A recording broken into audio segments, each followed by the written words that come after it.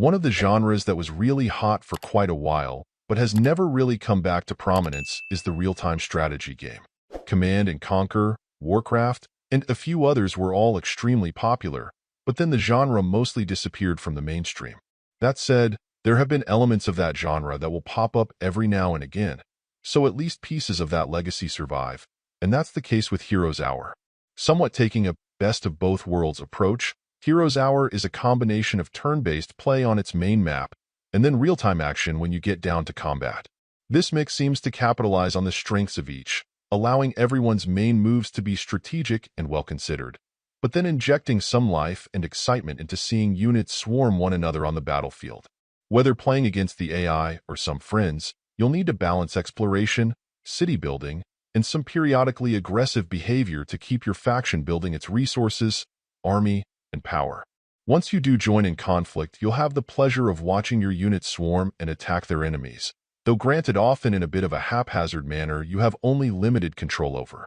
Your main benefit to your army will be casting spells to help buff your units or do damage to your enemies, but if you're overmatched, there's only so much you'll be able to do. The fact that there are loads of factions, heroes, and possible units to have at your disposal, mixed with the procedurally generated maps, does help ensure that every time you play there will be new lessons to learn and opportunities to capitalize on.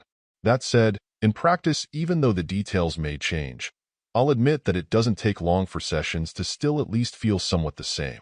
Getting accustomed to how best to quickly and effectively power yourself up will take a little time, but regardless of your faction, once you get the hang of things, the fundamentals only amount to details.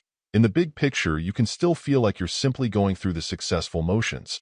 In the end, this feels like a real love letter to strategy fans, particularly ones who have fond memories of real-time strategy battles and having the fun of watching their armies overwhelm their enemies.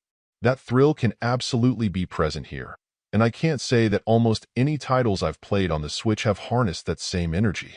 All the same, much of your time is spent in the overworld and turn-based mode, and while the details may be different, there's still more of a generic vibe to that phase of play that feels like at best it can match the competition, but really doesn't succeed in surpassing it.